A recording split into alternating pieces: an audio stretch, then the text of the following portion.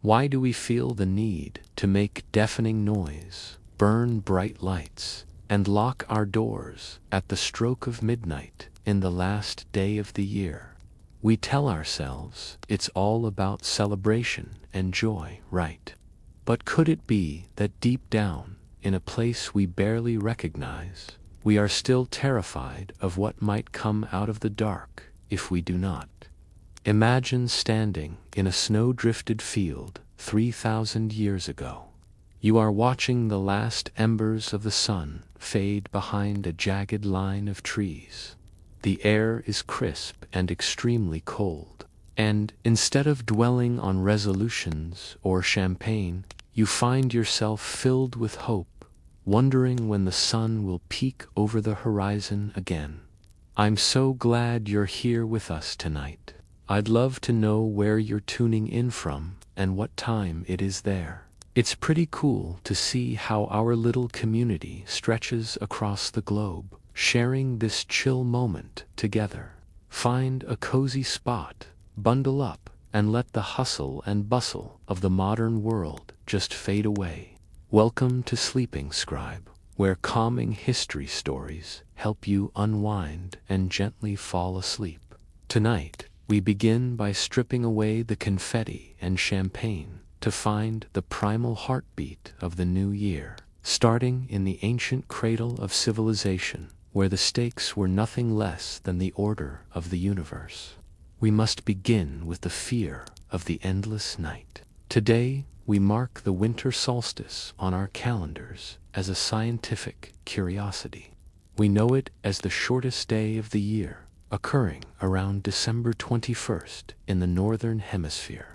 We understand the tilt of the Earth. We understand the mechanics of the solar system. But our ancestors did not have this comfort. To them, the sun was not a ball of burning gas. It was a god. It was a guardian. And every year, as winter deepened, that god grew sick. Imagine the crunch of frozen, dry grass underfoot in a silent, pre-industrial landscape. There is no hum of traffic. There are no streetlights to push back the shadows. When the sun goes down, the world is swallowed by a darkness so absolute it feels heavy, like a physical weight pressing against your chest. You can see the visible breath of a nervous watchman staring at the horizon. He is looking for the dawn. But every day, the dawn comes later. Every day, the sun sinks lower in the sky. It stays for a shorter time. Its heat is failing. This was the terror of the winter solstice. Ancient peoples believed the sun was literally dying. They believed it was weakening, perhaps losing a battle against the forces of darkness. The night was growing longer and stronger. The cold was becoming a predator. If the sun died, life died. The crops would not grow. The spring would never come. The world would be locked in ice forever. This fear gave birth to the concept of sympathetic magic. This is a fascinating idea in anthropology. It is the belief that by imitating a desired result, you can force nature to comply.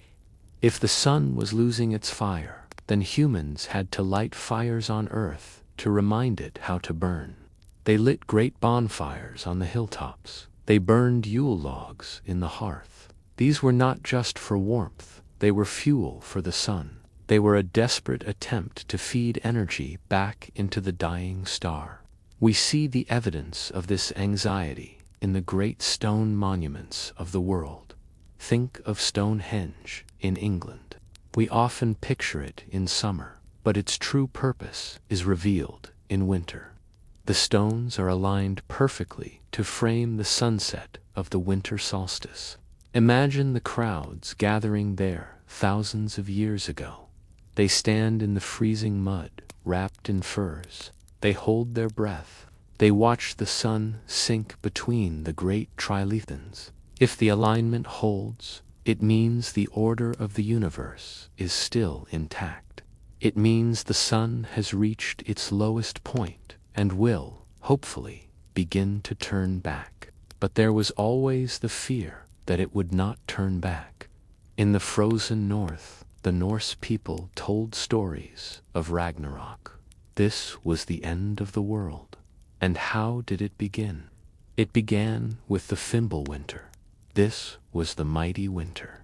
It was a season where the snow came from all directions. There was no sun. There was no summer. It was 3 years of uninterrupted, freezing darkness. This myth did not come from nowhere. It came from the very real fear of a winter that never ends. The Norse also believed in Skoll and Hati. These were 2 massive wolves. The legend said that Skoll chased the sun across the sky, and Hati chased the moon. The reason the days grew shorter in winter was that the wolf was gaining on the sun. An eclipse was when the wolf actually caught the sun in its jaws. The people would scream and bang objects to scare the wolf away, to force it to drop the sun back into the sky. Further south, in Rome, the mood was different, but the anxiety was the same. The festival of Saturnalia took place in December, leading up to the solstice. It was a time of chaos. The social order was overturned. Masters served their slaves. Gambling was allowed. It was a riotous party, but it was born from a fear that the normal rules of the universe were breaking down. If the sun was weak, then the laws of nature were weak. This was the time when the boundary between the living and the dead was thinnest. The sun is the symbol of life. When it is weak, death creeps closer. The lack of electricity meant that night was the domain of spirits. The smell of animal fat burning in small, desperate lamps was the only defense against the gloom. The sound of the wind howling through bare branches sounded like whispering spirits. We must also remember the physical reality of this time. Starvation was a real threat. By late winter, the food stores were running low. The cattle had been slaughtered because there was not enough hay to feed them. The meat was salted or smoked. If the winter lasted too long, the food would run out. The arrival of the new year was not just a calendar event. It was a survival milestone. The awe-inspiring weight of a moonless sky reminded them of their fragility. They were small. The dark was huge, and they needed the sun to return. This fear of cosmic collapse wasn't just a mood. In Babylon, it was a formalized ritual of humiliation and renewal. While the North battled the cold, the great civilization of Babylon fought a different kind of battle. Their New Year festival was called Akichu. It is one of the oldest recorded New Year celebrations in human history. It did not happen in the dead of winter, but in the spring, during the month of Nisan. This marked the sowing of the barley. But do not let the spring season fool you. The stakes were just as high. The Akichu festival lasted for 11 days. It was a massive, complex event. It involved the entire city. But the most shocking moment occurred on the 5th day. This was the day of the humiliation of the king. Picture the scene. We are in the great temple of Esagila, the home of the high god Marduk. The walls are high and made of stone. The air is cool and heavy with the scent of frankincense and cedar. The priests are chanting. Their voices create a hypnotic, low-frequency drone that vibrates in the chest. Dust motes dance in the shafts of light piercing the ziggurat. The king of Babylon enters the temple. He is the most powerful man in the known world. He commands armies. He rules an empire. But today he is small. He stands before the high priest. The priest approaches him, but he does not bow. Instead, the priest reaches out and strips the king of his regalia. He takes the heavy golden crown from the king's head. He takes the scepter, the symbol of his command. He takes the mace, the symbol of his strength. He piles these priceless objects carelessly on the cold floor. The king stands there, stripped of his power, vulnerable and exposed. And then the high priest does something unthinkable. He raises his hand and slaps the king across the face. This is not a symbolic tap. It is a hard, stinging slap. The sound of it echoes in the silent, high-ceilinged stone temple. The king must accept this. In fact, he must do more than accept it. He must cry. The priests and the people are watching closely. They are waiting for tears. If the king cries, it is considered a good omen. It means that Marduk, the god, is pleased with the king's humility. It means the king has submitted. If the king does not cry, it is a sign of doom. It means Marduk is angry. It means the king is arrogant. And if Marduk is angry, he will not protect the city. The enemies will invade. The rivers will dry up. The crops will fail. The slap symbolized the king's submission to the god Marduk. It was a political and spiritual reboot. The king had to be broken down so he could be built back up, purified for the coming year. During this festival, the asterisk Enuma Elish asterisk was recited. This is the Babylonian creation epic. It tells the story of how Marduk fought the chaos dragon, Tiamat. Tiamat represented the chaotic waters, the primordial void, the darkness before time began. By reciting the story, the Babylonians believed they were helping Marduk win the battle again. They were strengthening reality against the void. Statues of gods traveled from other cities. They were carried on great boats down the Euphrates River to visit Marduk in his temple. It was a gathering of the divine family, and at the end of the festival, the destinies were determined. This was the most crucial part. The gods would decide the fate of the empire for the next 12 months. Would there be war? Would there be famine? Would there be plenty? The humiliation of the king was the price paid to ensure a good destiny. While Babylon sought order through the king, other cultures believed the days between years were a time when time itself stopped. This brings us to one of the most unsettling concepts in the history of the new year: the days out of time. To understand this, we have to look at the mathematics of the ancient world. Many early calendars were lunar. They were based on the cycles of the moon. A lunar year is about 354 days long. But a solar year, the time it takes the Earth to go around the sun, is 365 days. There is a gap. There is a difference of 11 or 12 days. Ancient people were obsessed with harmony. This gap was a problem. It meant the calendar was drifting. So, they created intercalary days. These were extra days added to the end of the year to catch up, but these days were strange. They did not belong to the old year, and they did not yet belong to the new year. They were a tear in the fabric of time. This is likely the origin of the 12 days of Christmas. Before it was a song, it was a terrifying period of limbo. In these gap days, the normal rules of society were often suspended because time itself was suspended.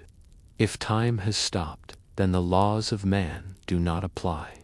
In the Maya civilization of Central America, they had a solar calendar of 360 days, but they knew the true year was 365. The remaining 5 days were called the Wayeb. The Wayeb was a time of extreme bad luck. It was a time of danger. Imagine the uneasy silence of a Maya village during the Wayeb. The people hide behind locked doors. They extinguish their hearth fires. No one cooks. No one works. They believe that during these 5 days, the boundary between the mortal world and the underworld has dissolved. Demons are walking the streets. To step outside is to invite death. They washed their faces and did not comb their hair. They waited in the gloom, counting the hours until the sun rose on the true new year. The Aztecs had a similar fear, but on a larger scale. Every 52 years, their two calendar cycles aligned. They believed the world might end on this night. They held the new fire ceremony. All fires in the empire were put out. The priests climbed a sacred mountain and watched the stars. They waited for the constellation of the Pleiades to reach the zenith. If it passed the midpoint, the world would continue. If it stopped, the sun would be eaten, and darkness would consume humanity. In Europe, the folklore was filled with similar dread. The gap days were the time of the wild hunt. Peasants would tell stories of a ghostly procession riding across the winter sky. They were led by Odin, or sometimes by other figures.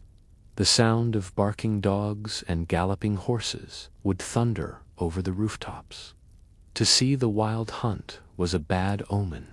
It might mean war or plague. There was a widespread belief that spirits could enter the home through keyholes during this gap in time. The sensation of holding one's breath as the wind rattles the shutters was a nightly ritual. The flickering shadows cast by a single candle looked like grasping hands. People would stuff cloth into the cracks of their doors. This is where the tradition of wearing masks comes from. Today, we wear masks at New Year's parties for fun, but originally the mask was a defense. If the spirits were walking the earth, you did not want them to recognize you as human. You wore a mask to confuse them. You dressed like a spirit so the spirits would leave you alone. You hid in plain sight. In Scotland, there was a belief that work done during these days would be cursed. If you spun wool, the sheep would go lame. If you washed clothes, a family member would be washed away in death during the coming year. It was a visual of a calendar ending, leaving a blank space before the next begins. The eerie calm of an empty street where no commerce is happening was a sign of respect for the chaos. To combat this chaos, humanity developed a weapon, noise, and plenty of it. This brings us to the war on silence. If the quiet was dangerous, if the silence allowed the spirits to creep close, then noise was the shield. We call this apotropaic magic. That is a technical term for magic intended to turn away evil. Think of the sound of church bells. On New Year's Eve, bells ring out across cities and villages. We think of it as a cheerful sound, but in the medieval mind, bells were holy weapons. The sound of a consecrated bell was physically painful to a demon. When the bells rang at midnight, they were christening the air. They were driving the evil spirits back into the shadows. The visceral vibration of a heavy church bell ringing in the chest was felt as a purification. In the East, the war on silence was fought with fire and gunpowder. In China, the origin of the new year is tied to the legend of the Nyan. The Nyan was a monster. It lived in the mountains or under the sea. It had sharp teeth and horns. Every year, on the eve of the new year, the Nyan would come down to the villages. It came to eat the grain. It came to eat the livestock. And if it was still hungry, it came to eat the children. The villagers lived in terror until they discovered the Nyan's weaknesses. The monster hated the color red, and it hated loud noises. This is the origin of firecrackers. Long before gunpowder was invented, people used bamboo. If you throw a stem of green bamboo into a fire, the air pockets inside the plant expand and burst with a loud crack. These were the first bang sticks. The sharp, loud report was intended to startle the beast. When gunpowder was invented, the noise became louder and more effective. The sharp, acrid smell of black powder smoke hanging in the cold air became the smell of safety. The red paper residue from the firecrackers was left on the ground. It fluttered like autumn leaves. This was not trash, it was a barrier. The red color kept the monster from returning. In the American South and parts of Europe, there is a tradition known as shooting in the new year. Men would step onto their porches at midnight and fire guns into the air. This is a direct descendant of the bang sticks. It is a way of shouting at the darkness. It is a way of saying, "We are here and we are not afraid." Even the simple act of shouting and cheering at midnight serves a purpose. It creates a wall of sound. It is a collective roar of humanity pushing back against the silence of the winter night. And what about the pots and pans? You might have memories of running out into the yard as a child, banging a metal spoon against a cooking pot. The chaotic, joyful cacophony of metal on metal is a very old sound. It mimics the sound of warriors beating their swords against their shields. In antiquity, armies would do this to intimidate the enemy. On New Year's Eve, the enemy is the bad luck of the old year. We beat the pots to drive the bad luck out of the house and clear the way for the new. The flash of light from a firework illuminating surprised faces in the dark is more than just a pretty display. It is the triumph of light over darkness. It is the triumph of sound over silence. It is humanity asserting its presence in the face of the cosmic void. But noise was only half the defense. To truly secure the future, one had to purify the past with fire. It is fascinating how many of these ancient rituals were about protection rather than celebration. I would love to hear from you. Are there any specific holidays or traditions, perhaps from your own culture or one you have admired, that you would like us to explore in a future story? Let me know in the comments. We have stared into the abyss of the winter solstice, terrified that the sun might abandon us. Now we take action. We do not just wait for the light to return, we manufacture it. We do not just hope the bad luck of the past year fades away. We burn it out. We move now from the cosmic stage to the village square, from the movement of planets to the roaring of bonfires. This is the story of fire, purification, and the most critical step you will take all year, the step across the threshold. We begin with the cleansing flame. Fire is the oldest tool humanity possesses, but on New Year's Eve, it is not just a tool. It is a weapon and a prayer. Across the world, the transition from the old year to the new is marked by the smell of smoke and the crackle of burning wood. Consider the word itself, bonfire. We use it today to describe any large outdoor fire, usually surrounded by friends and marshmallows. But the etymology, the origin of the word, is far grimmer and far more practical. It comes from the Middle English banefire, which literally means bone fire. In ancient agricultural societies, the end of the year was a time of culling. The herds had to be thinned before winter because there was not enough food to keep all the animals alive. The meat was preserved, but the bones remained. These bones were not discarded. They were piled high in the center of the village and set alight. Imagine the scene. The air is freezing. The ground is hard as iron.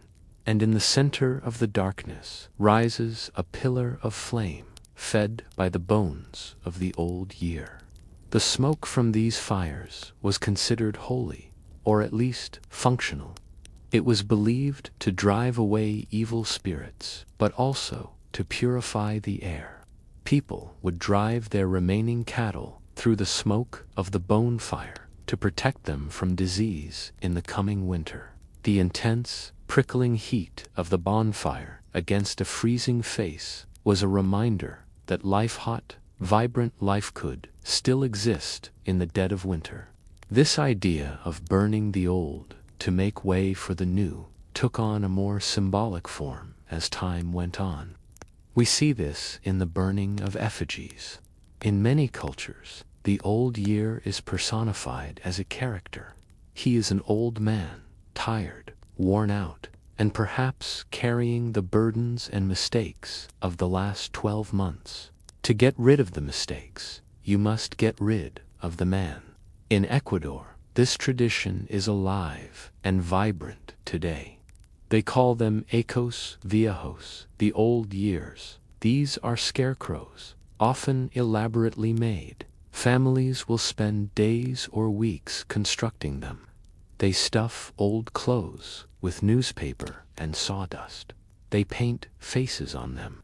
Sometimes they look like politicians, or pop stars, or just generic old men. But the stuffing is not just paper. Hidden inside the chest of the scarecrow, buried deep in the sawdust, are handwritten notes. These notes list the bad things that happened that year. The debts, the arguments, the illnesses, the bad luck. At the stroke of midnight, the match is struck. The scarecrow catches fire. As the flames consume the old clothes, the bad luck is vaporized. The smoke spirals upward into the night sky like reverse snow. The family watches as their troubles are reduced to ash. It is a psychological release, a way of saying that is over. We are clean. Further north, in the shivering forests of Europe, the tradition took the form of the Yule log. This was not the small chocolate cake we eat today. The original Yule log was an entire tree or a massive trunk chosen with great care. It was brought into the house with ceremony. The burning of the log was a piece of domestic magic. It brought the light of the sun directly into the living room. But the magic did not end when the fire went out. The ashes of the Yule log were considered powerful. They were not swept away. They were gathered up and stored in a special box or pouch. Why? Because the people believed these ashes would protect the house from lightning strikes in the coming year. It was a form of homeopathic magic. The wood that had already been consumed by fire would protect the home from the fire of the storm. In the ancient Persian tradition of Zoroastrianism, fire is the visible presence of the divine. It is purity itself. This respect for fire continues in the festival of Chahar Sham Suri, celebrated before the Persian New Year. Nowruz. Here, the fire is not just watched, it is traversed. People light small bonfires in the streets and jump over them. As they leap through the flames, they chant a specific phrase: "My yellow is yours, your red is mine." The yellow refers to sickness, pallor, and weakness. The red is the fire's warmth, energy, and health. It is a transactional jump. You give the fire your illness, the fire gives you its strength. The silhouettes of community members dancing hand in hand, taking turns to leap over the embers, create a rhythm of light and shadow in the street. Even the discarded symbols of Christmas are not safe from this purge. In the Netherlands and parts of Scandinavia, there is a tradition of gathering all the Christmas trees after the holidays. They are piled into massive heaps on the beaches or in town squares. In January, these mountains of dry pine needles are ignited. The resulting blaze is spectacular. The dry needles contain oil, and they burn with a ferocity that is almost explosive. The crackle and pop of the dry wood collapsing into embers sounds like applause. It is the final curtain call of the festive season, burning away the lingering spirits of the holidays to clear the slate for the work of the new year. But nowhere is the use of fire more spectacular or more perilous than in the Scottish celebration of Hogmanay. Scotland has a unique relationship with the new year. For a long time, Christmas was actually banned in Scotland. The Protestant Reformation took a hard line against what they saw as popish festivals. For roughly 400 years, Christmas was a normal working day for many Scots. As a result, all the festive energy, all the desire to celebrate and feast, was funneled into Hogmanay. Hogmanay is the Scottish word for the last day of the year, and in the town of Stonehaven, on the northeast coast, they celebrate with a ritual that looks like it belongs in a fantasy novel. It is the fireball ceremony. Imagine standing on the high street of a small, stone-built fishing town. It is midnight. The wind is blowing off the North Sea, carrying the taste of salt spray mixing with soot. The street is packed with people, and then the pipes begin to play. Down the street comes a procession of people swinging fire. These are not torches. They are wire cages filled with paraffin-soaked rags, wood, and pine cones. Each cage is attached to a long wire handle. The participants, known as swingers, march through the town, whirling these balls of fire around their heads. The physics of it are terrifying and beautiful.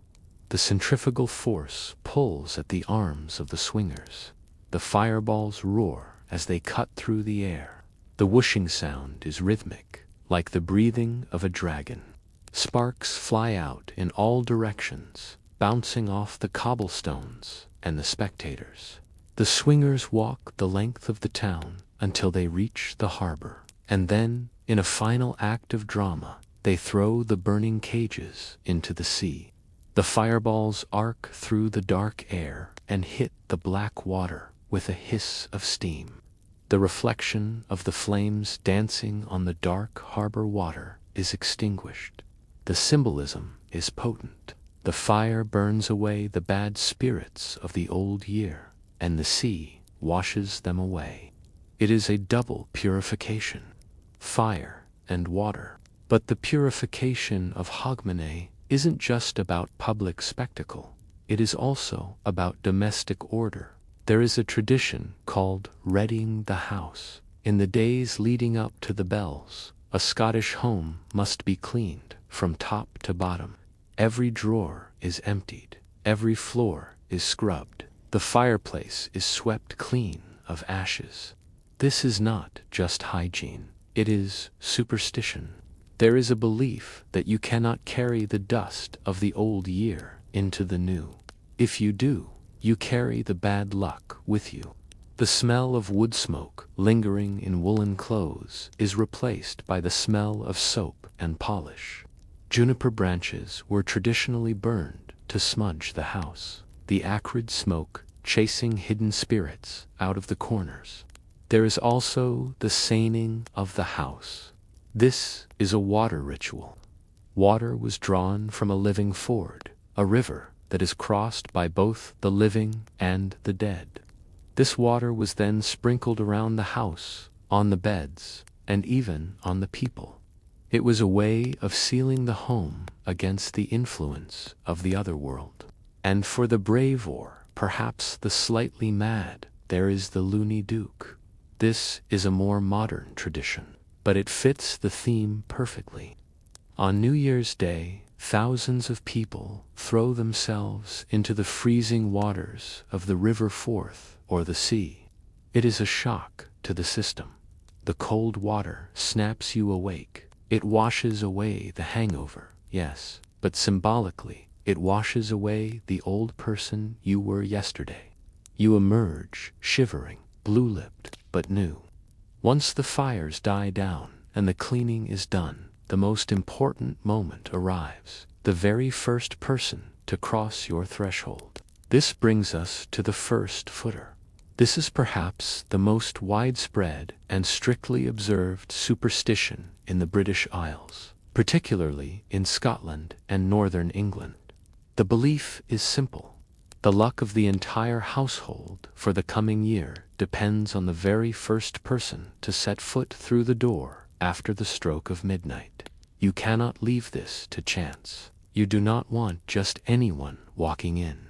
The ideal first footer has a very specific profile. He must be male, he must be tall, and most importantly, he must be why dark hair. The answer likely lies in the genetic memory of the region. 1,000 years ago, a fair-haired stranger arriving at your door in the middle of winter usually meant one thing: a Viking. And a Viking at the door was not bringing luck. He was bringing fire and sword. A dark-haired man was more likely to be a local, a fellow Celt or Scot, and therefore a friend. The first footer must not come empty-handed. To cross the threshold with nothing in your hands is to invite poverty into the house. The traditional gifts are highly symbolic. First, a lump of coal. The visitor walks in, goes straight to the fire, and places the coal on the embers. This symbolizes that the house will always be warm and the fire will never go out. The crunch of coal being placed onto a dying fire is the sound of security. Second, salt. Salt is a preservative and a seasoning. It represents flavor and longevity. It means the life in the house will not be bland or stale. Third, shortbread or black bun. This is food. It ensures that the pantry will never be empty and the family will not starve. Fourth, a coin, often a silver coin. This represents prosperity and wealth. And finally, a wee dram, a bottle of whiskey. This represents good cheer. The clinking of a whiskey bottle against a glass is the sound of friendship. There are rules to the movement. The first footer must enter through the front door. He must distribute his gifts. He wishes the family a good new year, and then he must leave through the back door. This creates a current, a flow. He pushes the old year out the back and brings the new year in the front. In some traditional communities, the suspense is palpable. No one leaves the house until the first footer arrives. Imagine the heavy thud of the brass door knocker at 12:01 a.m. The house holds its breath. The gust of cold wind entering the hallway as the door opens chills the ankles. Is it the right person? Is it a dark-haired friend? The warmth of a handshake between neighbors in that doorway is the anchor of the community. It reaffirms the bond.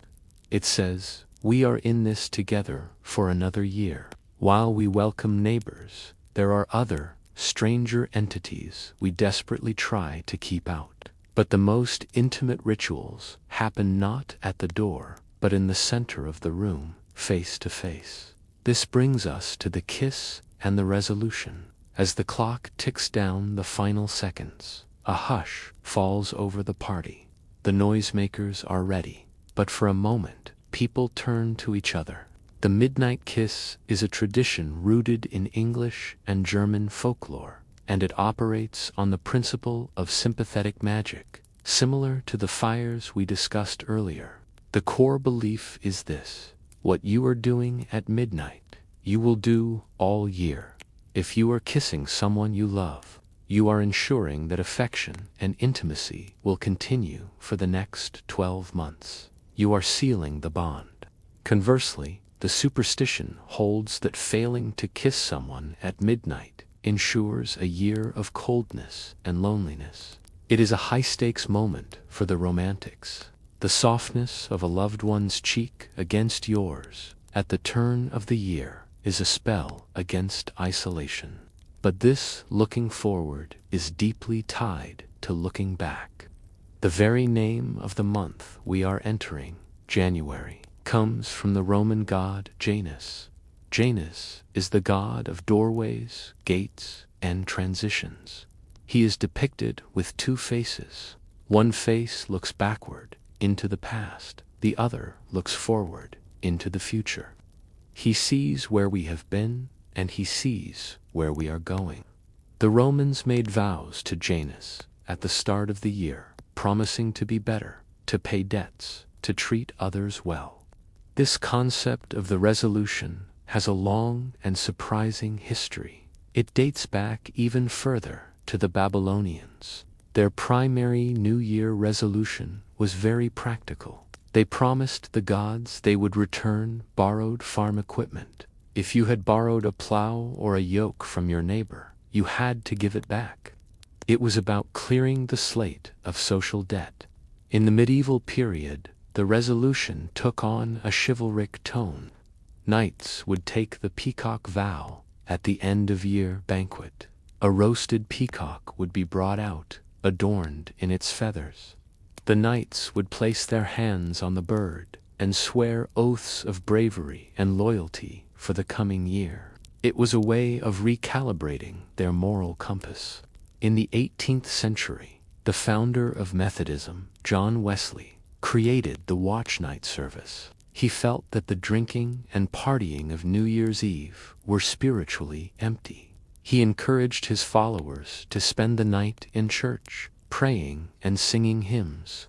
They would watch the old year out and the new year in, making silent resolutions to God.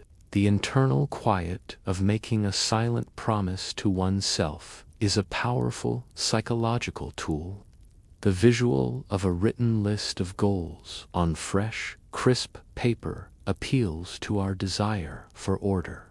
We want to believe that we can change, that the arbitrary line of the calendar gives us permission to reinvent ourselves.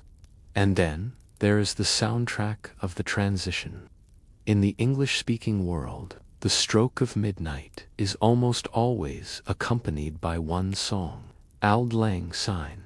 It is a poem written by the Scottish bard Robert Burns in 1788, though he based it on older folk songs. The title roughly translates to Times Long Past or Old Long Since. The lyrics are a rhetorical question. Should old acquaintance be forgot and never brought to mind? It asks, should we forget our old friends just because time has passed? The answer, sung in a melancholy melody drifting through a room, is no. We will take a cup of kindness yet, for the sake of the old times. It is a song about memory. At the very moment we are obsessed with the future, Burns forces us to honor the past. The hushed anticipation of a crowd counting down the seconds, whether in a living room or in Times Square watching the ball drop, a tradition that began in 1907 simply as a visual time signal for sailors and partiers, is a moment of unity. We are all suspended in the same second between the two faces of Janus. As the night deepens and the parties fade, the focus shifts from the community to the quiet intimacy of the home and the food on our plates. The fire has cleansed us. The first footer has blessed us. We have kissed our loved ones. Now we must ensure our survival through what we eat. There is something quite beautiful about the first footer tradition, the idea that a simple guest can bring warmth and luck to a home. I'm curious, do you have a specific small ritual you do just for yourself or your home to welcome the new year? A special meal, or perhaps a way of organizing things? We have journeyed through the freezing darkness of the ancient world. We have stood by the roaring bonfires of the village square. But now, as the night deepens and the cold wind rattles the window panes, we retreat to the safest place of all. We step inside. The frantic noise of the noisemakers is left behind. The door is closed and locked against the spirits of the winter night. Here, in the warmth of the hearth, the celebration shifts. It becomes quieter. It becomes more intimate. It becomes a matter of what we hold in our hands and what we place upon our tables. While the ancients looked to the sky for signs of the sun's return, we look to our plates. Food is one of the most powerful forms of magic we possess. It is sustenance, yes, but on New Year's Eve, it is symbol. We believe, with a deep and abiding hope, that by consuming the right things, we can become the right people. We practice a domestic form of sympathetic magic. We eat prosperity to become prosperous. We eat sweetness to become sweet. Let us begin in the kitchen, where the air is thick with savory steam. In the rustic stone houses of Italy, and in Italian homes around the world, the focus is on the lentil. This humble legume, small and brown and flat, carries a heavy weight of symbolism. If you look closely at a dried lentil, its shape is unmistakable. It looks like a coin. It resembles the small gold and copper coins of the Roman Empire. The tradition calls for a dish known as cotechino con lenticchie. It is a rich, hearty stew. The cotechino is a large, spiced pork sausage, boiling gently in the pot. The lentils simmer alongside it, softening, expanding. The belief is quite literal. The more lentils you eat, the more coins will flow into your pockets in the coming year. Imagine the sensory experience of this meal. The earthy, savory steam rising from a pot of stewed lentils fills the room. It is a smell of comfort, of stability. It is the smell of the earth itself. As you lift the spoon to your mouth, you are not just eating dinner. You are ingesting the promise of financial security. You are taking the potential for wealth and making it a part of your body. Across the ocean, in the American South, this same hope takes a different culinary form. Here, the ingredients change, but the intention remains the same. The dish is called Hoppin' John. It is a simple, soulful mix of black-eyed peas, rice, and pork. The symbolism here is incredibly specific. The black-eyed peas, like the lentils, represent pennies. They are the small change, the seeds of wealth. But they are not eaten alone. They are always accompanied by greens. Collard greens, mustard greens, or turnip greens are boiled down until they are soft and dark. Why greens? Because they are the color of paper money. They represent the dollars. And to complete the trinity of wealth, there is the cornbread. The golden crust of fresh cornbread, catching the candlelight, looks like a bar of gold bullion. It represents the gold reserves of the family. There is a charming rhyme that goes with this meal: peas for pennies, greens for dollars, cornbread for gold. It is a chant of abundance. But there is another element to this meal that requires a deeper look: the meat. Almost every lucky New Year's dish involves pork. You will rarely find chicken or lobster on a lucky menu. This is not a matter of taste. It is a matter of animal behavior. Think about how a chicken moves. When a chicken looks for food, it scratches the ground. It scratches backward. To eat chicken on New Year's Eve is to invite a year of scratching back, of dwelling on the past, of regret and regression. Now, think about the pig. A pig does not look back. A pig roots forward. It pushes its snout into the earth, moving ahead in a straight line, searching for sustenance. To eat pork is to consume that forward momentum. It is to embody the spirit of progress. It is a way of ensuring that your family will root forward into the future, rather than scratching backward into the past. In the Philippines, the obsession with luck moves from the savory to the sweet, and from the animal to the geometric. Here, the circle is king. The circle has no beginning and no end. It represents infinity, wholeness, and, of course, the shape of a coin. On New Year's Eve, a Filipino table is often laden with round fruits. The magic number is 12. 12 round fruits, one for each month of the year. Oranges, melons, grapes, apples. The fruits must be perfectly round. A mango, which is oval, might not make the cut. The smooth, cool texture of a round apple in the hand is a tactile prayer for a smooth year. The visual of 12 spheres suggests a year that rolls easily, without sharp corners or rough edges. This love for the circle extends even to fashion. It is common in the Philippines to wear polka dots on New Year's Eve. Imagine a family gathering where everyone, from the grandmother to the toddler, is wearing clothes covered in spots. It is a joyful, visual way of clothing oneself in coins. It is wrapping yourself in luck. In Germany and among the Pennsylvania Dutch in America, the focus shifts to longevity. The lucky food is sauerkraut. These are fermented cabbage strands. The preparation is long, and the strands themselves are long. The superstition says that you should not cut the cabbage short. You want long strands. The long strands symbolize a long life. The more strands in the pot, the more riches. The rich, smoky scent of ham hock simmering with greens or sauerkraut is a heavy, grounding aroma. It settles the nerves. It tells the body that winter may be cold, but we are fed. We are safe. The clinking of silverware on ceramic plates in a quiet kitchen is the soundtrack of domestic peace.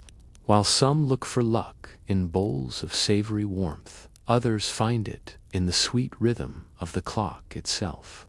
We travel now to Spain, to the bustling Puerto del Sol in Madrid, and to the quiet dining rooms of Spanish families everywhere.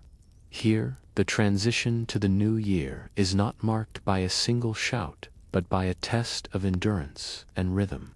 This is the tradition of Las 12 Uvas de la Suerte, the 12 grapes of luck. The history of this tradition is charmingly practical. It is said to have originated, or at least been popularized, in the year 1909. The vine growers in Alicante had a massive surplus of white grapes. The harvest had been too good. They needed a way to sell them, so they invented a ritual. They marketed these grapes as lucky grapes to be eaten on New Year's Eve. But the ritual they created is specific and surprisingly difficult. The challenge is this: you must eat one grape for each toll of the bell at midnight. 12 chimes, 12 grapes, 12 seconds. It sounds simple, but if you have ever tried it, you know it is a frantic and hilarious struggle. The bell at the Puerta del Sol tolls once every 3 seconds, which gives you a little time, but many household clocks chime faster. Each grape represents a month of the coming year. The first grape is January, the second is February, and so on. As you chew, you are divining the flavor of your future. If the third grape is particularly sweet, March will be a wonderful month.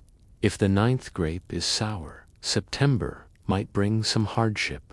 The silence between chimes is filled with the act of eating.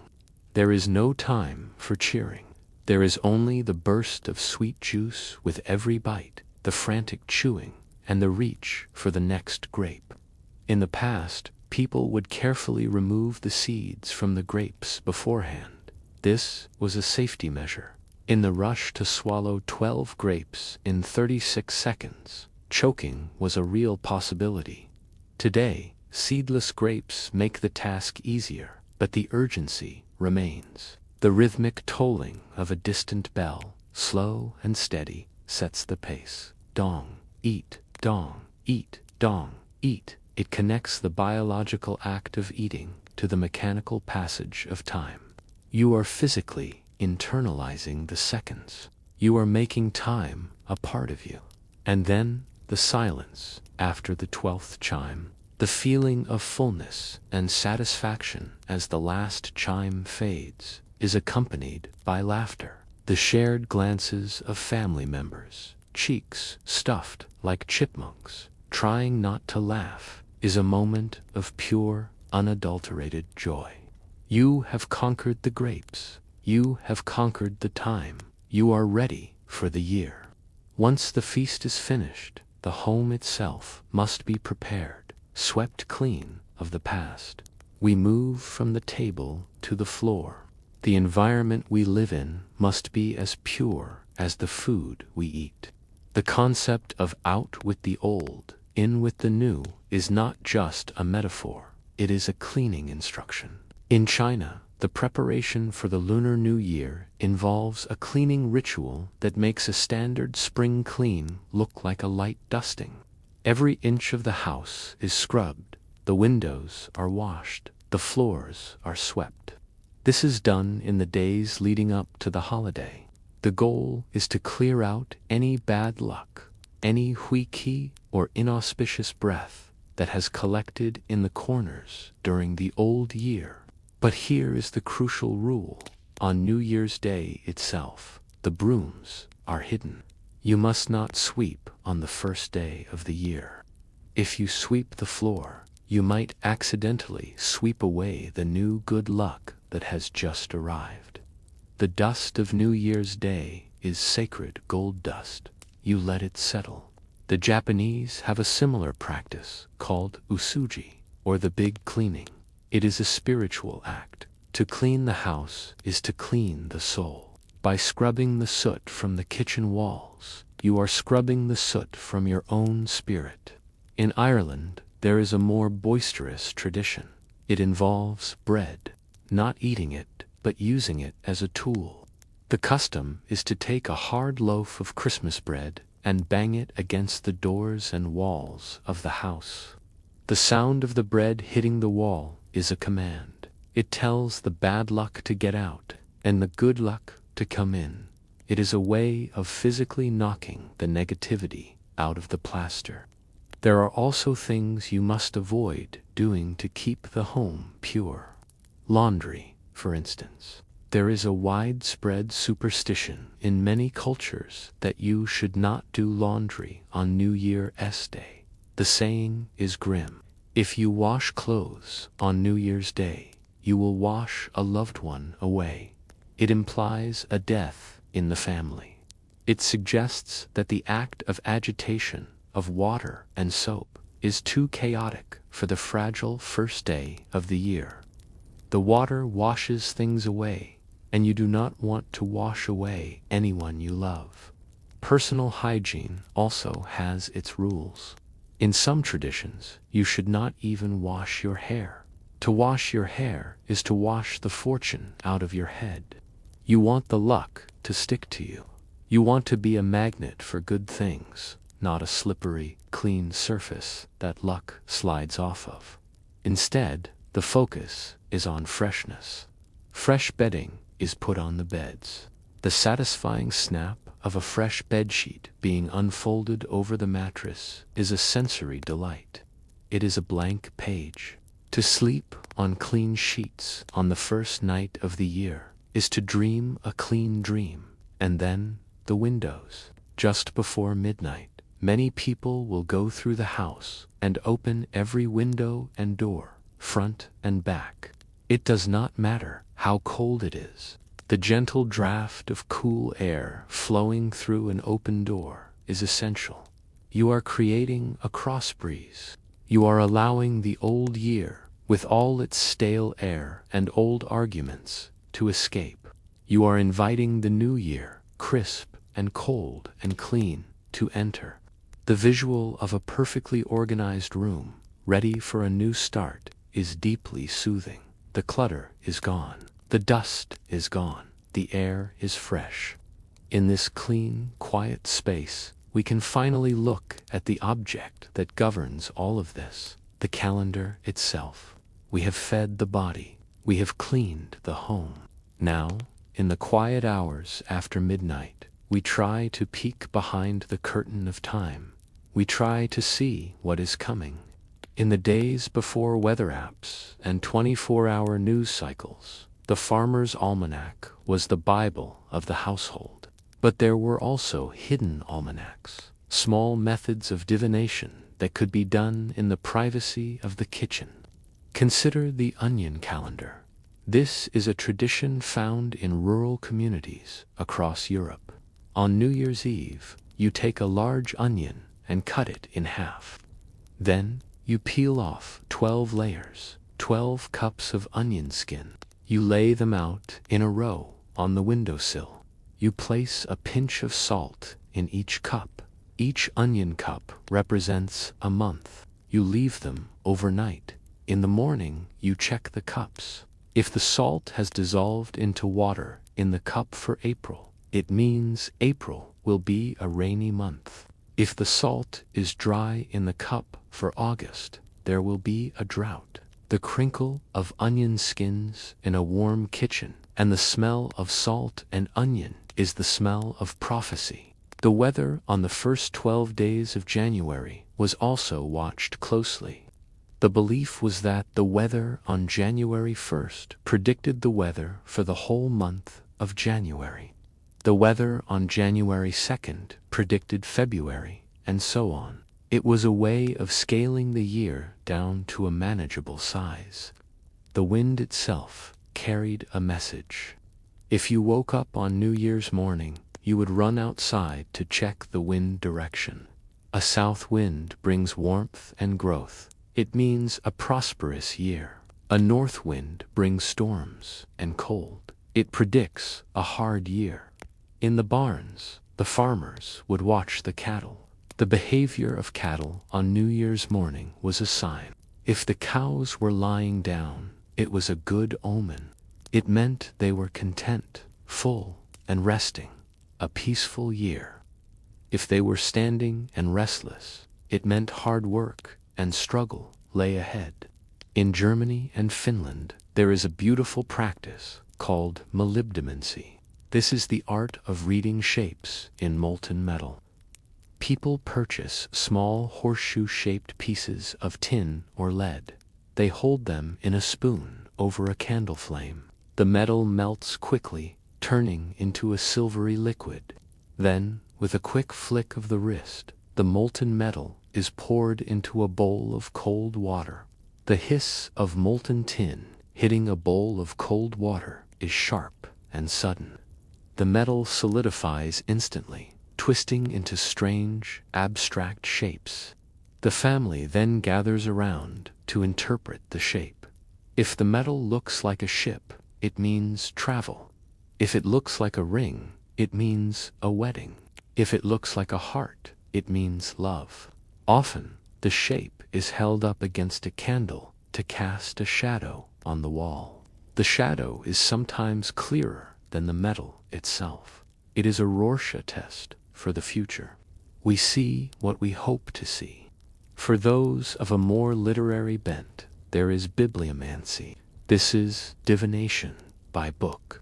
You take a heavy, important book, traditionally the Bible, or perhaps a volume of Virgil's poetry. You close your eyes, you open the book to a random page, and place your finger on a random line. The smell of old paper when opening a heavy book adds to the gravity of the moment. You read the line. That line is your guidance for the year. It might be a proverb. It might be a line of comfort. It might be a warning. These quiet divinations are done in the privacy of the home. There is no audience. There is just the soft ticking of a clock in a silent room and the view of a calm, gray sky through the window pane. We are trying to find patterns in the chaos. We are trying to find reassurance that the sun will indeed rise, the crops will grow, and we will be okay. The future is a mystery, but the peace of the present moment is real. And so, the frantic noise of the ancient world has softened into the quiet habits of our homes. We have come a long way from the slapping of the king in Babylon. We have come a long way from the screaming at the wolves to drop the sun. We sweep the dust, we share a meal, and we hope for the best. It is a cycle that has repeated for millennia, shared human heartbeat of resilience and renewal. We light a candle not to fuel the sun, but to warm our own hands. We eat the grape not to appease a god, but to taste the sweetness of the moment. As we prepare to delve deeper into the quiet mechanics of time itself, take a moment to settle in even further. The story of the celebration is done. Now, only the gentle passage of time remains. And so, the frantic noise of the ancient world has softened into the quiet habits of our homes. We sweep the dust, we share a meal, and we hope for the best. It is a cycle that has repeated for millennia, shared human heartbeat of resilience and renewal. As we prepare to delve deeper into the quiet mechanics of time itself, take a moment to settle in even further. The story of the celebration is done. Now, only the gentle passage of time remains. We leave the warmth of the kitchen now. We leave the scent of lentils and the taste of sweet grapes. We step out of the domestic circle and into a space that is vast, cool, and silent. We enter the library of history, a place of marble floors and high arched windows where the only sound is the scratching of a quill on parchment and the slow, rhythmic ticking of a clock. Here, we do not speak of spirits or monsters. We speak of mathematics. We speak of the architecture of time. How did we come to agree that this specific moment is the end of one year and the beginning of another? It was not an accident. It was a construction, built brick by brick, number by number, by astronomers and priests who looked up at the sky and tried to impose order on the chaos of the cosmos. We begin with the Julian reform. To understand the calm of our modern calendar, we must understand the confusion that came before it. Before the year 46 BC, the Roman calendar was a fractured, stumbling thing. It was a lunar calendar, based on the cycles of the moon, but it was imperfect. It drifted. The seasons did not stay in place. Over the centuries, the calendar had slipped so far out of alignment that the harvest festivals were happening in the winter, and the winter festivals were happening in the autumn. The link between the sky and the schedule was broken. It was Julius Caesar who decided to fix the time itself. He called upon the astronomer Sosigenes of Alexandria. Imagine the scene in the great library of Alexandria. The air is dry and smells of papyrus and dust. Sosigenes stands over a table covered in charts. He is not looking at the moon. He is looking at the sun. He calculated that the true length of the year, the time it takes for the earth to travel once around the sun, was 365 and 1/4 days. 365.25. It is a precise, clean number, or so it seemed at the time. To align the Roman world with this solar reality, Caesar ordered a year of correction. The year 46 BC is known to history as the year of confusion. It was the longest year in human history. To catch up with the sun, Caesar added extra days. He added extra months. The year 46 BC lasted for 445 days. Imagine living through a year that refused to end. A year that stretched on and on, season after season, waiting for the mathematics to catch up with the earth. It was a time of disorientation, but it was necessary to reset the clockwork of the empire. When the dust settled, the new Julian calendar emerged. It established the year as 365 days, divided into the 12 months we recognize today. But Sosigenes knew about that extra quarter of a day.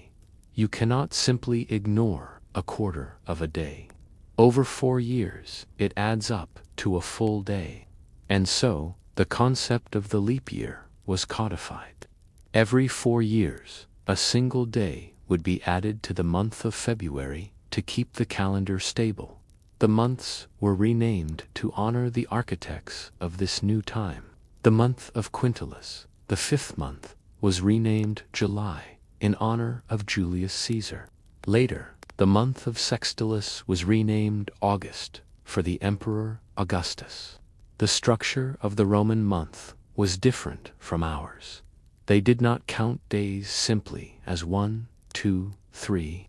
They counted backwards from 3 fixed points: the calends, the nones, and the ides. The calends was the first day of the month. The nones was the 5th or 7th. The ides was the 13th or 15th. A Roman would not say January 2nd. He would say 4 days before the nones of January. It was a complex, ritualistic way of marking the passage of time, a daily recitation of the distance to the next landmark. It was also Caesar who firmly established January 1st as the start of the year.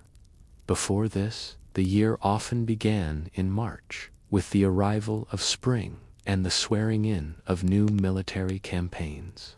But the consuls, the highest elected officials in Rome, took office on January 1st. By aligning the calendar with the political year, Caesar grounded the concept of the new year in the structure of the state. The scratching of the quill on parchment continued. The slow movement of a shadow across a sundial marked the hours. The stillness of a marble library hall replaced the chaos of the old lunar system. The geometric precision of a drawn circle on a page promised a future of perfect order. But the order was not perfect. The slow drift of minutes turned into days, requiring yet another adjustment. The math of Sosigenes was good, but it was slightly, imperceptibly wrong. He had calculated the solar year as 365.25 days. But the actual solar year is approximately 365.2425 days. The difference is tiny. It is a matter of 11 minutes and 14 seconds per year. 11 minutes, it seems negligible. You could lose 11 minutes in a day and never notice.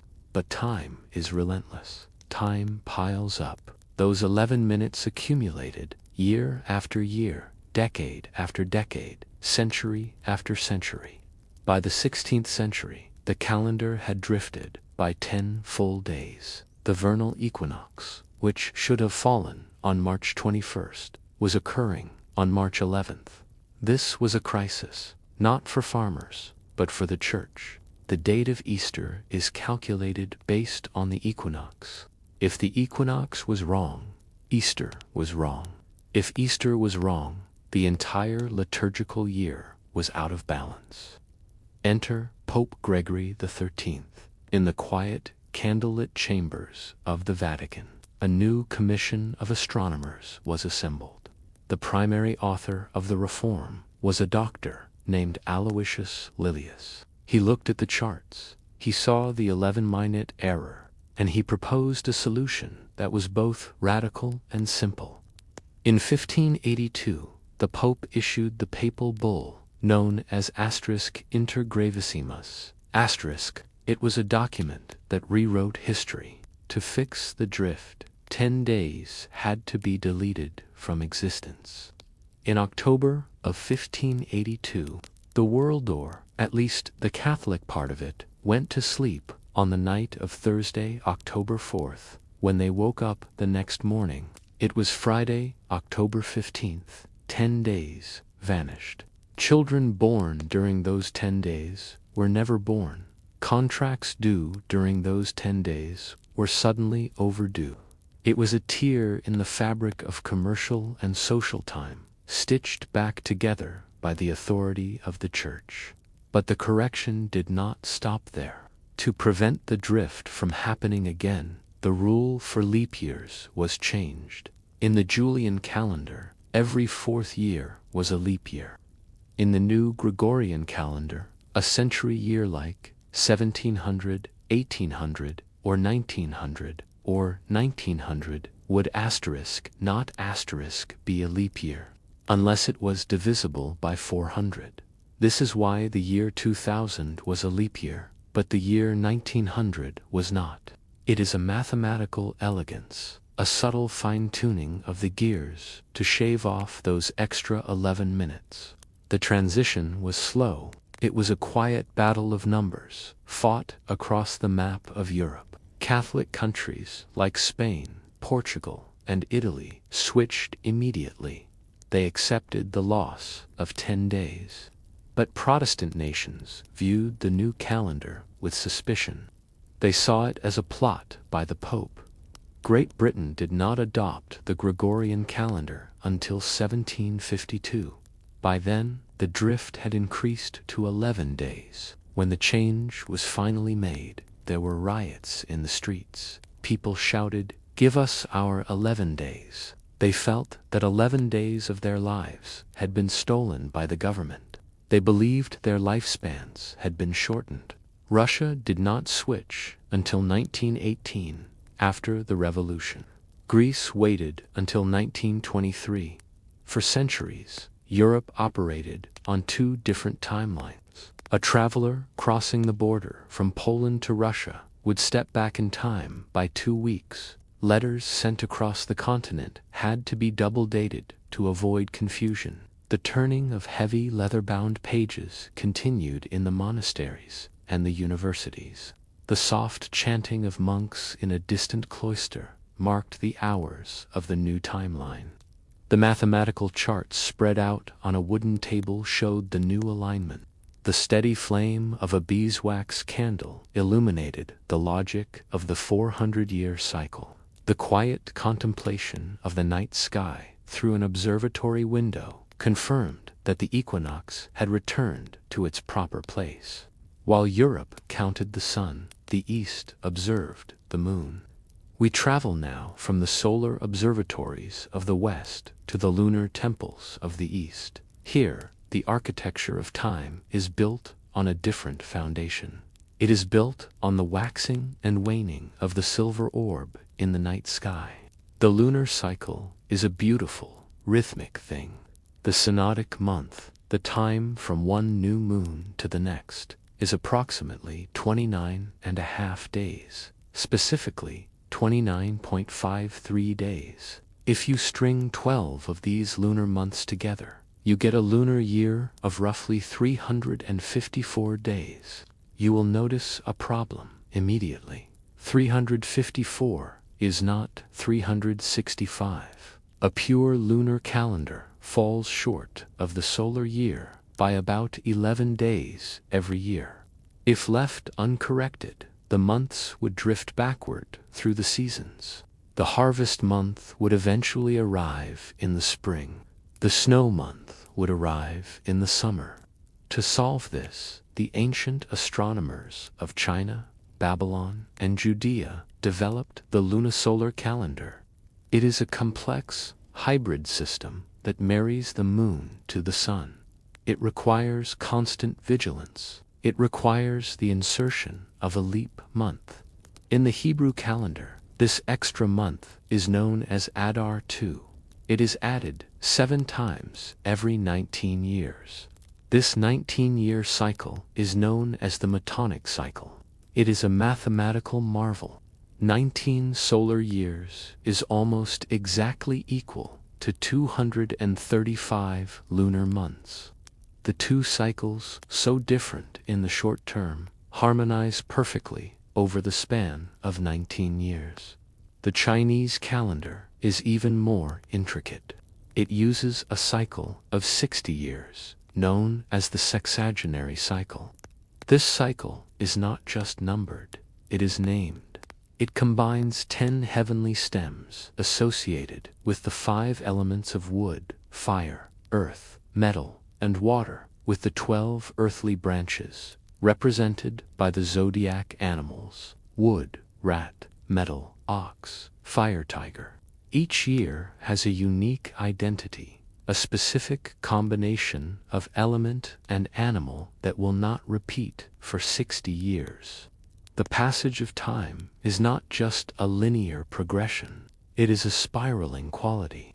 A fire-horse year is different from an earth-horse year. The observation of the new moon was a solemn duty. In ancient times, witnesses would run to the temple to report the first sliver of the crescent moon. The priests would verify the sighting and declare the new month. The silver reflection of the moon on a still lake was the clock face of the civilization. The rhythmic sound of waves lapping the shore, pulled by the gravity of the moon, was the ticking of the seconds. The cool, pale light illuminating a garden at midnight was the light of time itself. The silence of an observatory, where scholars painted intricate characters on paper scrolls, recording the phases and the eclipses, was a silence of deep respect. The naming of the full moons, the harvest moon, the wolf moon, the snow moon, connected the celestial sphere to the life of the soil. Far older than scrolls, stone circles marked the time in silence. We step back further now, before the parchment, before the ink, before the complex mathematics of the leap year, there was stone. We stand on the Salisbury Plain in England, in the shadow of Stonehenge. The wind here is cold, the grass is short and green, and rising from the earth are the great gray monoliths, standing in a circle that has endured for 5,000 years. This is not a temple, it is a calendar. The architecture of Stonehenge is an architecture of alignment. The famous Heelstone stands outside the main circle. If you stand in the center of the monument on the morning of the summer solstice, the longest day of the year, and look toward the Heelstone, you will see the sun rise directly over its tip. But the alignment is even more precise for the winter solstice. The layout of the stones frames the sunset of the shortest day.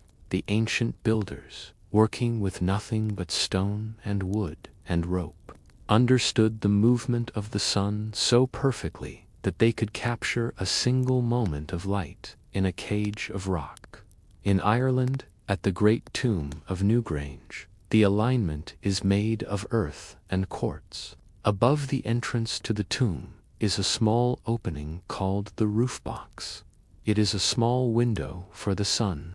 For most of the year, the inner chamber of the tomb is in total darkness. It is a place of the dead, silent and cold. But on the morning of the winter solstice, as the sun breaks the horizon, a beam of light penetrates the roof box. It travels down the long, narrow passageway. It creeps along the floor, inch by inch, until it illuminates the central chamber. For 17 minutes, the darkness is broken. The stone is lit with gold.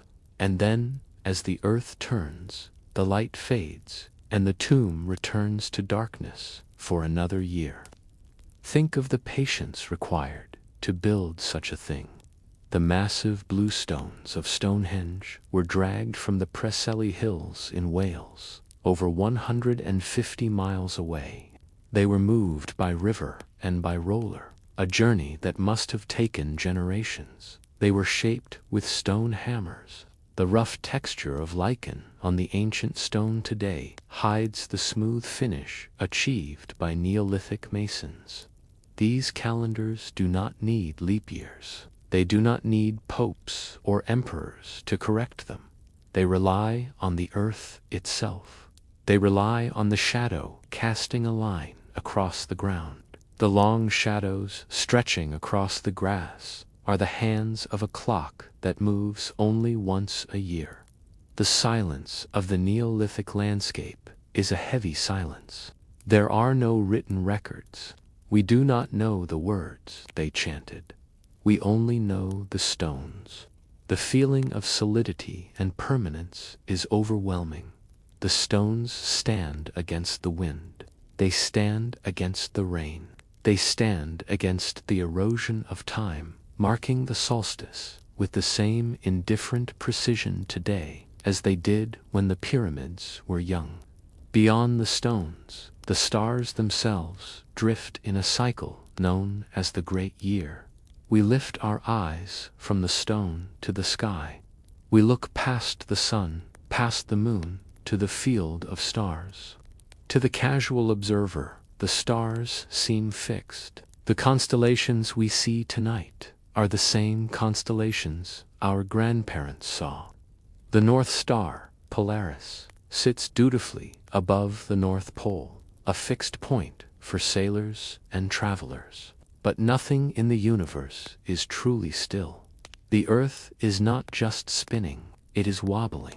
Like a spinning top that is slowing down, the axis of the Earth traces a slow circle in the sky. This wobble is called the precession of the equinoxes. It is a movement so slow that a human life is too short to notice it. A full cycle takes approximately 25,772 years. 25,772 years. This is the Great Year. This is the Platonic Year. As the Earth wobbles, the North Pole points to different stars. Today, it points to Polaris. But it was not always so. In the time of the Great Pyramid of Giza, the North Star was Thuban in the constellation Draco. In 12,000 years, the North Star will be the bright star Vega in the constellation Lyra. Polaris is just a temporary guardian. The sky is slowly sliding. This precession also causes the position of the sun at the equinox to shift backward through the zodiac. This is why we speak of ages. When the sun rose in the constellation of Aries at the equinox, it was the age of Aries. Then the sun shifted into Pisces. We are currently in the age of Pisces, slowly drifting toward the age of Aquarius. The Greek astronomer Hipparchus is credited with discovering this subtle motion in the 2nd century BC. He compared his observations of star positions with those made by astronomers 150 years earlier. He noticed a discrepancy. The stars had moved, not much, but enough. It is a movement of 1 degree every 72 years. 1 degree. It is the pace of a glacier. It is the pace of geology. Ancient Egyptian temples may have been realigned over centuries to match this drift. As the target star moved, the temple had to move. The stone had to follow the light. Imagine the vast, star-filled dome of the night sky. It looks like a ceiling, but it is a mechanism. The feeling of the earth slowly turning beneath you is joined by the feeling of the earth slowly nodding its head in a 26,000-year rhythm. The stillness of the cosmos is an illusion created by distance. In the cold, clear air of the stratosphere, the eternal silence of space holds these massive movements. The years we celebrate with fireworks and champagne are tiny, microscopic fractions of this greater cycle. We count the seconds. The universe counts the millennia. The calendars shift, the stars drift, and the numbers align and realign. It is a slow, endless dance of mathematics and stone, a measure of eternity that continues whether we watch it or not. The years are not just days marked on a page, but a deep, rhythmic breathing of the world itself. A breath in, a breath out, slow, steady, and infinite. The time for history has passed. The dates and the names have faded into the quiet of the archives. Now, there is only the present moment. There is only the stillness of the world around you. Let us leave the libraries and the ancient cities behind. Let us go to a place of pure atmosphere. A place where the only narrative is the slow, steady rhythm of the winter. Come with me now. Position yourself at the window in your mind's eye. You are standing inside a warm, timber-framed house. The glass is cool against your forehead. Outside, the world is undergoing a silent transformation. It is the time of the falling snow. Watch the flakes descend. They do not fall in a rush, they drift. Each one is a tiny messenger from the upper atmosphere. They are born from water vapor, freezing in the high, cold air. But they do not freeze into simple blocks. They freeze into magic. Look closely at a single flake as it lands on the outer ledge. It is a masterpiece of geometry. It is hexagonal, a six-sided miracle of ice. No architect could design something so intricate. The arms of the crystal branch out in perfect symmetry. They repeat their patterns over and over, smaller and smaller. It is what we call a fractal. It is mathematically perfect. Yet, because of the chaotic journey through the clouds, no two are ever truly the same. Each one is a unique, fleeting jewel. And as they fall, they change the world. Have you ever noticed the sound of a snowy day? Or rather, the lack of sound? This is not just poetic silence. It is a physical change in the air. The fresh snow is loosely packed. There is so much air trapped between those delicate crystals. When the noise of the world hits the snow, it does not bounce back. It is absorbed. The sound waves are caught in the millions of tiny pockets within the drift. The roar of the wind becomes a whisper. The distant hum of life fades away. The snow creates a hush over the landscape. It feels as though nature itself is holding a finger to its lips. Watch the accumulation now. It is a slow, microscopic stacking. One crystal lands upon another, then another. It takes millions of them to make an inch, but they are persistent. Look at the jagged rocks in the garden. Look at the rough timber of the fence. The snow softens them. It creates soft, rounded shapes over everything. The sharp edges of the world are being filed down. The fence post becomes a smooth, white cap. The rock becomes a gentle mound. The snow is sculpting the landscape, turning the harsh reality of the solid earth into something yielding and gentle. Cast your eyes up to the sky. It is not blue today. It is not black. It is that specific, heavy, winter gray. It is a wool-like covering that stretches from horizon to horizon. This cloud cover is thick, diffusing the light of the sun. There are no shadows today. The light comes from everywhere and nowhere at once. It creates a soft, flat illumination that is easy on the eyes. It is a restful light. Focus on the descent again. A snowflake falls slowly. Its terminal velocity is gentle. It is light, caught in the friction of the air. Watch one flake, just one. See how it dances. It is caught in a microcurrent of wind.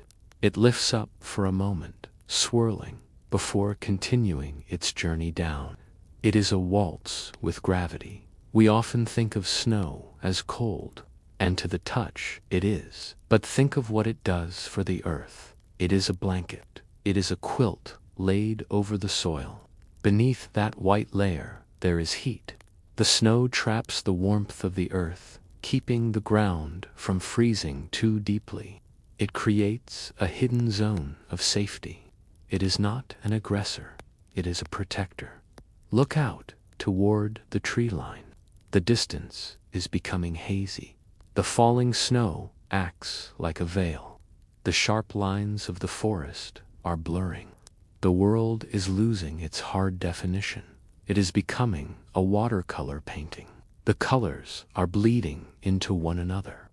The dark trunks of the trees fade into the gray of the sky. It creates a sense of intimacy. The world feels smaller, closer, more contained. Look down at the path leading to your door. Yesterday, there were footprints there.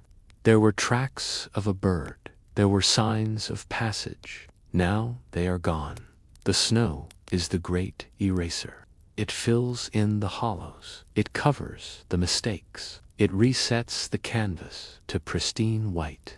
It is a fresh start, falling from the sky. The world is untouched again. It is virgin and new. Suddenly, there is a break in the clouds, just a tiny one. A single ray of light escapes. It hits the snowbank, and there, for a fleeting second, is the glint. A single crystal catches the photon. It sparkles like a diamond dust. It is a brilliant, cold fire that vanishes as quickly as it appeared. It reminds you that even in the gray there is light. You lean closer to the glass. Your breath hits the cold surface. A fog of condensation blooms on the window. It blurs your view for a moment. It is the warmth of your own life meeting the cold of the winter. It fades slowly, revealing the falling snow once more. The motion is hypnotic. It is a vertical river. Near the glass, the flakes seem to move fast. In the distance, they seem to hang suspended in the air. This parallax effect draws you in. It slows your heart rate. You are not watching a storm. You are watching a lullaby in visual form. Listen. There is no mechanical noise, no engines, no sirens. There is only the sound of your own blood rushing in your ears. It is a low, rhythmic, swooshing sound. It anchors you in your body. It reminds you that you are here, safe and warm. The room behind you is growing brighter. This is the magic of the snow. The white ground reflects the light up. It bounces off the ceiling of your room. Even though the sky is gray, your home is filled with a soft, diffused luminescence. It is a clean, purifying light. You feel held by this house. The walls are thick. The roof is strong. The snow piles up against the foundation, tucking the house in. You are cocooned. The outside world is vast and cold, but you are contained in a pocket of warmth. It is a primal feeling of shelter. Time seems to slow down here. There is no clock ticking. There is only the snow pile, growing imperceptibly higher. Minutes stretch into hours. There is no rush to go anywhere. The weather has granted you permission to stop, to simply stand, to simply watch, but the cold radiates through the glass. It presses against your skin, a gentle reminder of the temperature outside. It makes you crave the warmth behind you. You turn away from the window. You leave the gray and white world behind. You are drawn by the orange light flickering in the center of the room. You move to the hearth. A fire is roaring there. It is the heart of the home. You sit down in a heavy chair, sinking into the cushions. Your eyes fixate on the flames. Let us look at the fire, not as a tool, but as a living thing. Look at the anatomy of the flame. It is not just one color. Look at the base, where the wood meets the heat. It is transparent, or perhaps a deep, ghostly blue. This is the hottest part. It is pure energy. Above that, the body of the flame rises in a bright, vibrant orange. It twists and turns, and at the very tip, it dissipates into a soft yellow, vanishing into the air. The fire is breathing. Watch the logs. They pulse. As a draft of air hits them, the embers glow brighter, a deep, angry red.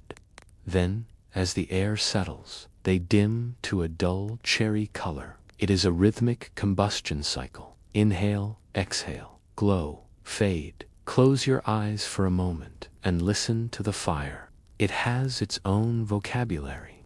There is the sharp asterisk, pop asterisk, of a sap pocket bursting. It is a sudden, cheerful sound. Then there is the low, steady asterisk, crackle asterisk, of the wood fibers separating. It is the sound of release. Underlying it all is the hollow asterisk, roar asterisk of the draft, the sound of air being pulled up the chimney. It is a white noise, perfect for resting. Breathe in. Can you smell it? It is the scent of curing pine. It is the resinous, earthy smell of wood smoke. It is a scent that is hardwired into your brain. For thousands of years, this smell has meant safety. It has meant cooked food and warmth. It triggers a deep, ancestral memory of comfort. You can feel the heat on your face. This is radiant heat. It travels through the air in waves.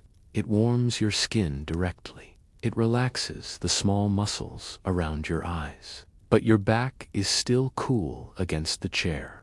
This contrast makes the warmth feel even sweeter. It is a binary sensation. Cool air, warm fire. Open your eyes. Look at the room around you. The fire is casting shadows, but they are not still.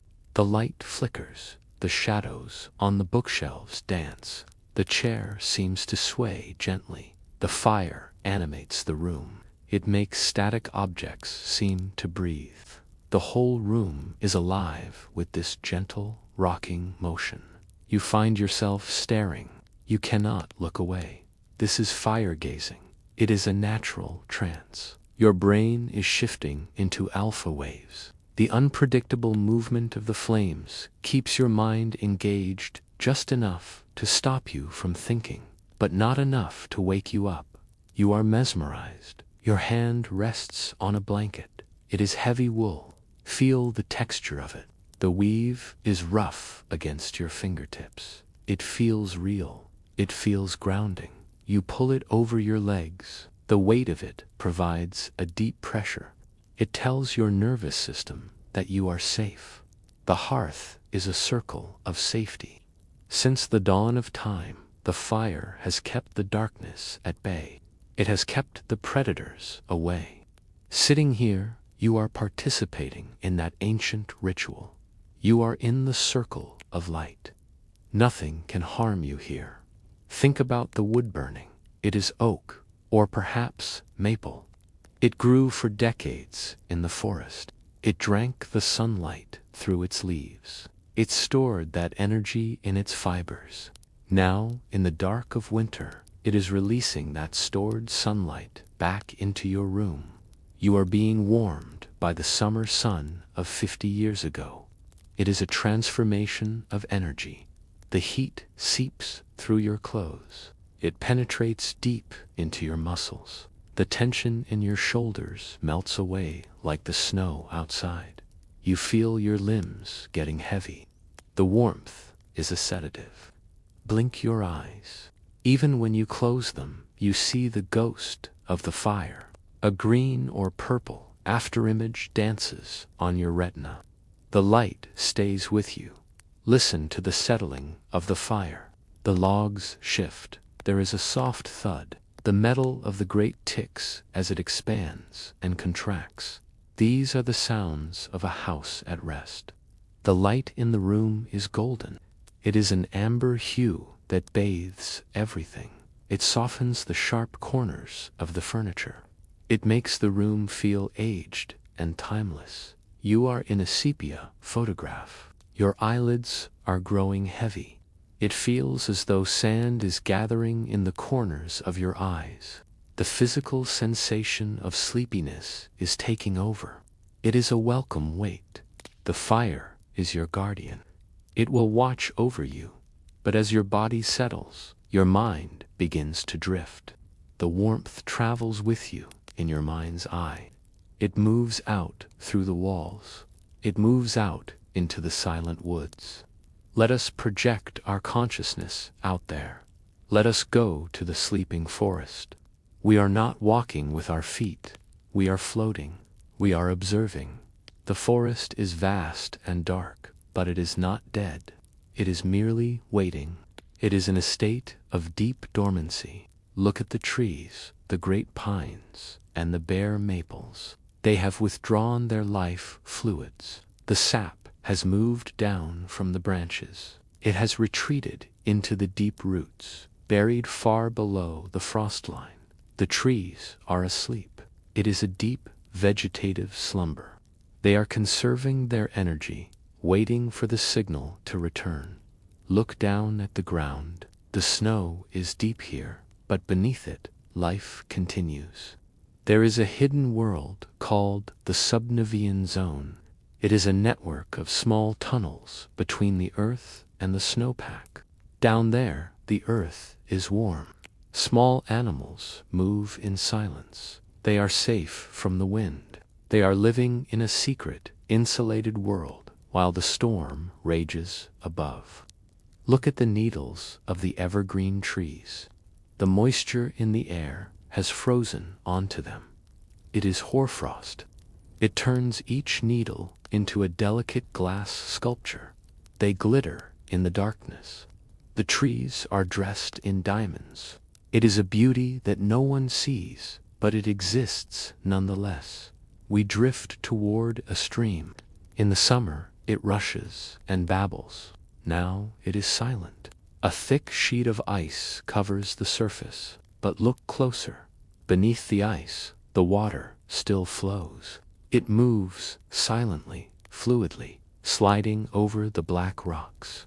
It is the secret pulse of the forest. The flow continues, hidden and protected. The clouds overhead are breaking. The moon appears. It is a full, bright winter moon. Its light filters through the bare branches. It casts long blue shadows on the snow. The shadows lie across the white ground like the bars of a code. It is a stark, high-contrast beauty. The world is painted in silver and charcoal. Imagine stepping onto the snow here. It absorbs the sound of your footfall. Walking here would feel like walking on a cloud. There is no echo. The forest floor is soft. The vibration is dampened. You are a ghost moving through a solid world. Breathe in the air. Here it is crisp. It is sharp. The cold air is dense. It carries more oxygen. It feels clean in your lungs. It smells of ozone and cold stone. It smells of frozen pine needles. It is a scent of absolute purity. You are alone here, but you are not lonely. The forest feels full. There is a presence here. The trees themselves stand like sentinels. They are a silent, watching audience. There is a profound sense of solitude, but it is a solitude that connects you to the earth. The earth is holding everything. Deep in the frozen soil, the seeds are waiting. The roots are waiting. The earth is a cradle. It is protecting the potential for life until the equinox arrives. It is a promise kept. Look at the tips of the branches. The buds are there. They are small, hard knots, but inside there is a tightly coiled spring of energy. They are waiting for the photoperiod to change. They are waiting for the light.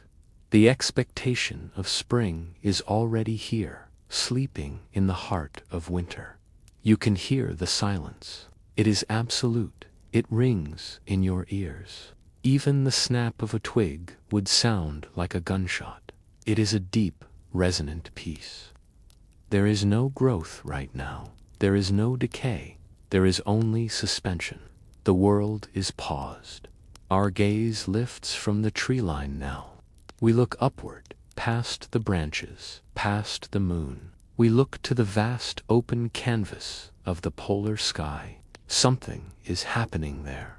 A light is growing. It is not the sun. It is the aurora borealis, the northern lights. We are shifting from the earthly to the cosmic. Think of the physics of this beauty. It is the breath of the sun. The solar winds have traveled millions of miles across the vacuum of space. They are hitting the shield of the Earth, the magnetosphere. This is not just a light show. It is the visible evidence of our planet protecting us. Watch the movement. It is a ribbon, a great green ribbon unfurling across the stars. It moves with a serpentine grace. It undulates. It folds and unfolds like a silk curtain caught in a slow-motion breeze. It is fluid light, Look at the colors. The primary color is a ghostly, pale green. That is the oxygen high in the atmosphere. But look at the edges. There is a bleed of purple, a hint of red. That is the nitrogen. The colors blend into one another like wet ink on paper. They are soft, neon hues that do not exist anywhere else in nature. The lights are bright, yet they are transparent. Look through the curtain. You can still see the distant, fixed stars shining behind the aurora. The universe is still there. The lights are a veil, a shimmering gauze draped over the cosmos. The scale of it is impossible to grasp. The display stretches from one horizon to the other. It covers the entire dome of the sky. It makes you feel small, but it is a good smallness. It is the feeling of being a tiny part of a magnificent whole. You are connected to the machinery of the universe. There is a folklore that says the lights make a sound, a crackling, a whispering. But here, tonight, there is only silence. The visual display is loud, it is explosive, but the auditory world is dead silent. This disconnect is dreamlike. It feels like a hallucination. Look down at the snow again. The green glow is reflecting off the white ground. The landscape has changed. It is no longer gray or silver. It is an alien world. The trees are silhouetted against a glowing green backdrop. It is ethereal. It is a scene from another planet. This is a moment of orbital perspective. You realize you are standing on a sphere. You are spinning in the dark void of space. And above you, the atmosphere is dancing with the energy of a star. It is a cosmic connection. The lights ebb and flow. They are not constant. They flare up with intense brightness, rushing across the sky. Then they fade to a ghostly wash. Then they flare again. It mimics the rhythm of breathing. The sky is respiring. It feels like a dream. The shapes are surreal. They blur the line between what is real and what is imagined. You feel a sensation of floating upward. You are weightless. You are drifting into the display. You are becoming part of the light. But slowly, the energy fades. The curtain drops. The lights dim. The darkness returns. But it is not a frightening darkness. It is a heavy, comforting blanket. We return now. We return to the room, to the chair, to the body. The external world fades away entirely. The snow, the forest, the lights, they are gone. There is only the internal sensation of rest. We begin the final descent. Feel the proprioceptive heaviness. Gravity seems to be increasing. It is pulling you down. It is pulling you deeper into the mattress, deeper into the chair. Your body feels like lead. It is a pleasant, sinking feeling. You are surrendering to the pull of the earth. Your breathing has shifted. You are no longer controlling it. It has found its own rhythm. It is a slow, automatic tide. In, out, in, out. It is the rhythm of the ocean. It is the rhythm of deep peace. Your mind is quieting. The static of the day is clearing away. The thoughts that raced around your head are slowing down. They are fading out. Imagine a screen behind your eyes. It was full of noise. Now it is going dark. It is a blank, velvet screen. There is nothing to watch. There is nothing to process. The darkness is not empty. It is a presence. It is a velvet weight on your eyes. It blocks out the stimulation. It wraps your mind in cotton. It is a darkness that heals. Feel the tactile softness around you. The cool side of the pillow against your cheek. The loft of the duvet. The smoothness of the sheets. Every texture is designed for comfort. You are cradled in softness. Your body is regulating its temperature. You are in a warm cocoon, but the air on your face is cool. It is the perfect balance. You are neither too hot nor too cold. You are in stasis. Scan your body. Release the tension. Let your jaw hang loose. Drop your shoulders away from your ears. Uncurl your hands. Let your fingers rest. There is no need to hold on to anything. Let your muscles turn to liquid. You might see flashes of color, abstract shapes. This is hypnagogia. It is the bridge to sleep. Do not try to make sense of them. Just watch them float by. They are the signals that your brain is shutting down the conscious centers. You are drifting. Imagine a boat. It is gently untying from a dock. The rope slips into the water. The boat drifts away. There is no engine. There is no rudder. The current takes it. You are unmooring from the day. You are drifting into a calm, black sea. You have come to a complete stop. There is no more doing. There is only being. You simply are. You are safe. You are warm. You are at rest. Listen to your heart. It is slow. It is steady. Thump, thump, thump, thump. It is the lullaby of your own existence. You are buried under layers of warm quilts. You are hidden. You are safe. The last ambient sounds are fading. The ticking of the grate is gone. The wind is gone. There is only silence. You are sinking down, down through the mattress, down through the floor, down into the deep, warm earth. The black, dreamless void is here. It is the restorative sleep you have been waiting for. It opens its arms to you. The world is quiet. The year is new. The night is yours. Thank you for walking this path of history and silence with me. Rest now, deep and calm, in the safety of the night. Good night.